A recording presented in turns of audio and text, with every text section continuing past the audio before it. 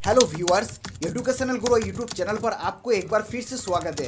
तो व्यूअर्स, आज इस वीडियोस के माध्यम से हम देखेंगे कि स्टार डेल्टा स्टार्टर का कंट्रोल वायरिंग के बारे में, यानी स्टार डेल्टा स्टार्टर का कंट्रोल वायरिंग किस तरीके से किए जाते हैं उसके बारे में इस वीडियोस के अंदर बात करेंगे। तो देखिए, स्टार डेल्टा स्टार्टर का कंट्रोल वायरिंग करने के लिए हमें कुछ इलेक्ट्रिकल इक्विपमेंट की ज़रूरत पड़ेगी। तो चलिए आगे बढ़ते हैं कि किस तरीके से कनेक्शन करेंगे और क्या क्या इक्विपमेंट का ज़रूरत पड़ेगी उसके बारे में बात करते हैं।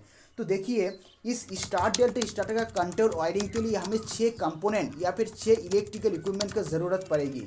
जैसे कि तीनों कंटेक्टर यानी कंटेक्टर का हमें यूज़ करना पड़ेगा, और एक ओवरलोड रिले का यूज़ करना पड़ेगा, और एक ऑन डिले टाइमर, एक ब्रेकर और फ्यूज़ यूज़ कर सकते हैं आप, और एक स्टॉप पुश बटन यानी एनसी पुश बटन, और एक स्टार्ट पुश बटन। यानी ये 6 कंपोनेंट या फिर 6 इलेक्ट्रिकल इक्विपमेंट को हमें यूज़ करना पड़ेगा। तो चलिए एक एक करके हमें इसका बारे में बात करते हैं। देखिए, कंटेक्टर क्या है। कंटेक्टर एक तरह से एक इलेक्ट्रिकल कंट्रोल स्विच है जो कि इलेक्ट्रिकल एनर्जी को यानी इलेक्ट्रिकल एनर्जी के द्वारा ये ऑन ऑफ की जाती है। जो हमारे घर के जो नॉर्मल स्विच है ये हमारी मैकेनिकली ऑपरेट होती है, यानी इसको ऑन ऑफ करने के लिए हमें इसको फ्रेश करना पड़ती है। लेकिन जो हमारी कंटेक्टर होती है ये हमारी इलेक्ट्रिकल एनर्जी के द्वारा ये ऑन ऑफ होती है। तो ये तो बात की हमारी कंटेक्टर की। चलिए बात करते हैं ओवरलोड रिले की। तो देखिए, ओवरलोड जो रिले होती है ये हमारे प्रोटेक्शन के लिए यूज़ की जाती है, यानी मोटर का इक्विपमेंट की प्रोटेक्शन के लिए इसको यूज़ की जाती है। तो मान लेते हैं कि जो हमारी मोटर है वो अगर हैवी लोड उसको दे रखा है, यानी उसका जो रेटेड लोड जो है उससे भी ज़्यादा लोड अगर उसको दे रखा है, तो इसके क्या होगा, हमारे मोटर का जो वाइंडिंग है वो ज़्यादा हीट होगा। तो हीट होने की वजह से वो जलने के चांसेस ज़्यादा होती है। तो इसको जलने के प्रोटेक्शन प्रोवाइड करने के लिए हम लोग ओवरलोड रिले का यूज़ करते हैं।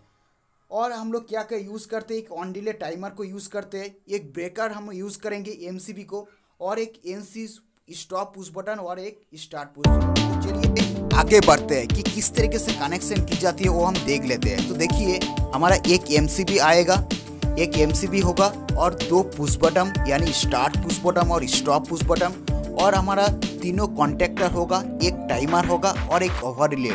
तो इसका कनेक्शन किस तरीके से करना है वो हम देखेंगे। तो आप देख सकते हैं जो हमारा एमसीबी है, एमसीबी का जो फेस और जो न्यूट्रल पॉइंट है, तो उसको हम क्या करेंगे, उसके साथ हमें फेस और न्यूट्रल के साथ कनेक्ट कर देना है। यानी इनपुट सप्लाई हम देंगे फेस और एक न्यूट्रल।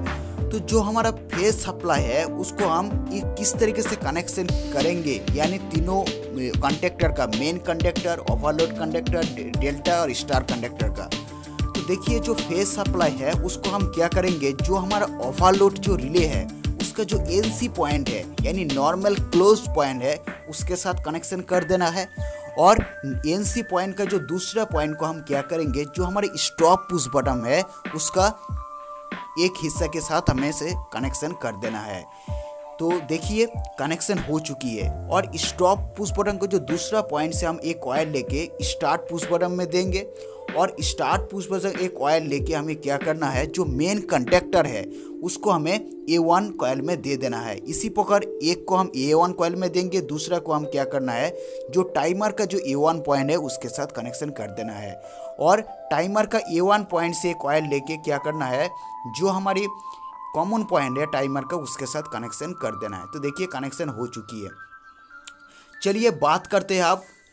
देखिए, जो मेन कॉन्टेक्टर जो A1 पॉइंट है उसके एक कॉइल लेके क्या करना है, जो NO पॉइंट है उसके साथ कनेक्शन कर देना है, और स्टॉप पुश बटन से एक कॉइल लेके NO पॉइंट में दे देना है। इसी से हमारा क्या होगा, जो मेन कॉन्टेक्टर है वो वर्किंग कंडीशन में आ जाएगा। तो चलिए, टाइमर का जो NC पॉइंट है उसको हमें क्या करना है, डेल्टा का NC पॉइंट में दे देना है, और NC इसी से और एक जो NC पॉइंट है डेल्टा का उसको क्या करना है, जो स्टार का जो A1 कॉइल है उसके साथ कनेक्शन कर देना है। इसी से क्या होगा, हमारा जो स्टार कंडक्टर है वो वर्किंग कंडीशन में आ जाएगा। उसके बाद क्या करना है, जो टाइमर का जो NO पॉइंट है उसको हमें क्या करना है, जो स्टार का NC पॉइंट में दे देना है, और दूसरा जो इस NC पॉइंट है उसको निकाल करके डेल्टा का A1 कॉइल के साथ कनेक्ट कर देना है। तो देखिए कनेक्शन हो चुकी है। चलिए बात करते हैं आप जे हम लोग जो किस तरीके से ये ऑपरेट होगा। देखिए पहले क्या होगा, पहले हमारा मेन कंडक्टर वर्किंग कंडीशन में आएगा, उसके बाद हमारा तीनों कंडक्टर स्टार्ट होगा। तो आप बात करते हैं न्यूट्रल की। देखिए तीनों कंडक्टर है और जो टाइमर है उस सभी का A2 पॉइंट में हमें क्या करना है, न्यूट्रल के साथ कनेक्ट कर देना है। तो न्यूट्रल हम कहाँ से मिलेंगे, जो हमारे MCB का जो न्यूट्रल पॉइंट है वहीं से लेके सारे के सारे लूप कर देना है। तो देखिए ये तो हमारा कनेक्शन हो चुकी है। तो पहले हमारा क्या होगा, पहले मेन कंडक्टर रन होगा, उसके बाद क्या होगा हमारा स्टार कंडक्टर, उसके बाद हमारा डेल्टा कंडक्टर रन होना स्टार्ट हो जाएगा टाइमर के हिसाब से। तो चलिए बात करते हैं इंडिकेटर की। देखिए इंडिकेटर की कनेक्शन के लिए क्या करेंगे, जो हमारा इंडिकेटर कनेक्शन के लिए जो हमारा NO पॉइंट है मेन कंडक्टर का, उसको NC के साथ कनेक्शन कर देना है। उसके बाद NC पॉइंट के निकाल के स्टॉप पुश बटन में कनेक्शन कर देना है। सेम इसी प्रकार जो स्टार्ट पुश बटन है वहीं से कॉइल लेके रन में इंडिकेटर में दे देना है। और टिप जो इंडिकेटर है उसको हम क्या करना है, जो ओवरलोड रिले का जो NC को NO के साथ कनेक्शन कर देना है और NO के पॉइंट को एक टिप के साथ कनेक्शन कर देना है। और इस तीनों इंडिकेटर का न्यूट्रल हम कहाँ से देंगे, एक लूप करके, यानी MCB से निकल कर आया था जो न्यूट्रल, उसको एक लूप करके तीनों इंडिकेटर के साथ कनेक्शन कर देना है। तो देखिए पूरी की पूरी हमारे जो कंप्लीट वायरिंग हो चुकी है। तो यहीं से कनेक्शन क्या होगा, पहले हम लोग जो सप्लाई आएगी, पहले मेन कंडक्टर वर्किंग कंडीशन में आएगा, उसके बाद जितना टाइम सेट किया जाएगा टाइमर के द्वारा वो पहले हम लोग स्टार कंडक्टर में रन होगा, उसके बाद टाइमर के हिसाब से